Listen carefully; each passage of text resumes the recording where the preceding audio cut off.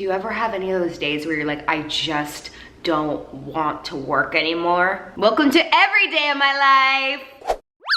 Hello, my sweet internet friends, and welcome back to my channel. If you're new here, hello. I've been putting out videos every Tuesday and Friday. On Tuesdays, I do bachelor recaps where I maybe drink too much champagne before pressing record. And then here on Fridays, we've been doing these like sit down chats about life. If you didn't know, I have a book coming out called 30 Life Crisis, where I talk about all the things I wish I had known before entering into my 30s. Now, if you're not in your 30s or nearing your 30s, or if you're already out of your 30s, I still think that you will be able to relate to these conversations. So that's what I'm kind of doing here on my channel. If you did it last week, I did a video about moving back in with my parents after I graduated from college, and the response was amazing. You guys had some really insightful stories and comments. I really enjoyed reading all of them. So if you missed that, make sure you check that out, and also hit that notification button if you haven't already. I know sometimes these videos don't go into your sub box, and I am thinking of throwing in a third video a week and or a fashion video here and there, so I want to make sure you don't miss any of those. So I reached out to you guys on Instagram and Twitter to ask you what you wanted me to cover this week, and a large majority of you actually wanted me to cover this subject, the subject of getting a real life job.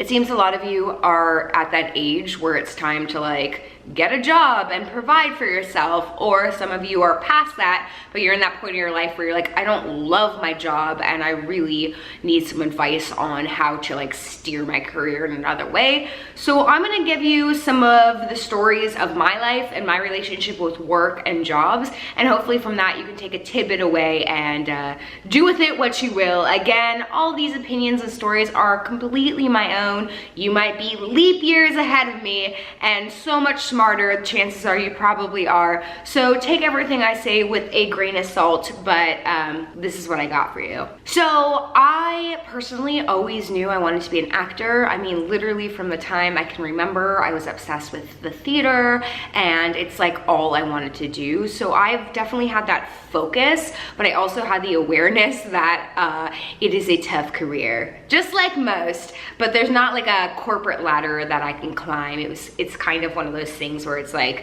cross your fingers and work hard and hope that it hits and that I can actually pay my bills from doing what I want to do.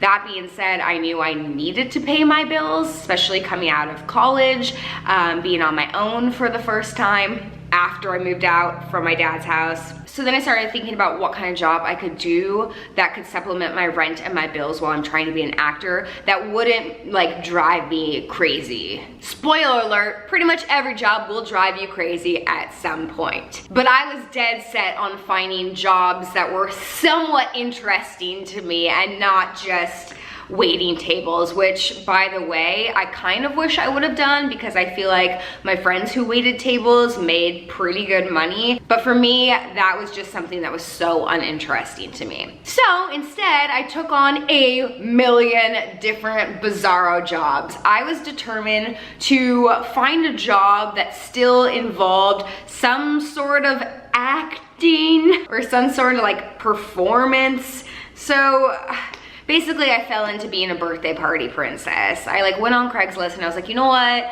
I saw a post for it and I was like, I'm definitely capable of doing that. It is like performing. It's not like performing on a stage or in the movies or on TV and getting paid for it, but it was something that I was like, I could do this and have fun with it. And honestly, I did that job for like 7 years. There was so many ups and downs with it, so many terrible stories, like the time I was changing into my Tinkerbell costume in the car in between jobs, and I got out and a man in a van, no joke, was like, I saw you.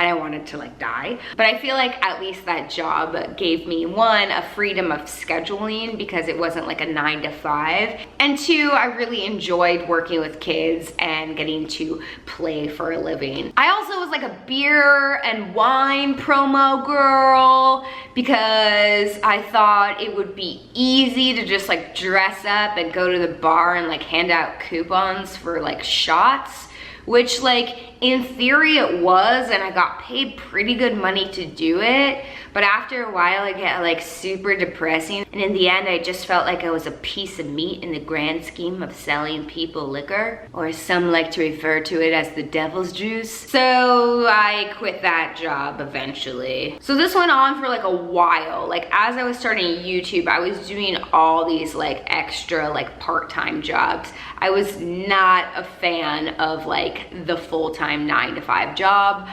I couldn't commit to it in my head. I couldn't commit to it with my auditions that I literally never got, but I needed to keep my days open for. And I couldn't really succumb to the idea because I felt like that was giving up on my dream of acting. So actually somebody reached out to me and was like, hey, I wanna like be a photographer, but my parents don't think like that's a real job, and I'm like torn what to do.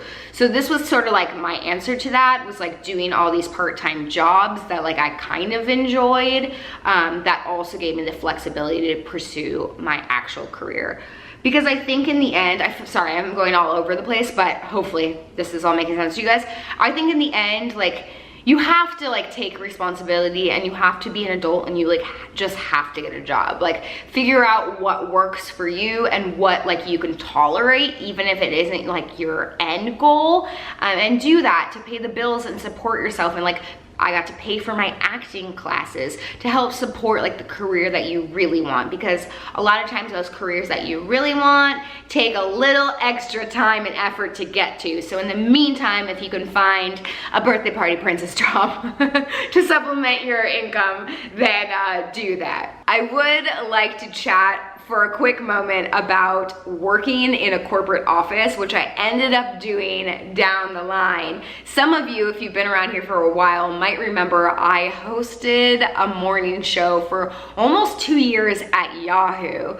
And as pretty much all of you know, Yahoo is a huge corporation. Now granted, my job was a creative, like job in theory, like I was an on-camera host, so I wasn't like working behind a desk all day, but I was definitely in that environment, in a workspace environment, and I experienced what it was like to work in a workspace environment 9 to 5, and I did have an office and a desk, and like I went through that process, and I like ate lunch with everyone, and I would take breaks in the snack room with everyone, and I would have these like bullshit conversations over the water cooler like you see on TV shows, like in The Office. Like I felt like I was living it there for 2 years, and I realized like that lifestyle was not for me. And again, I'm not insulting anyone that actually works in that kind of environment. If you do, and you can pull it off, and you can thrive,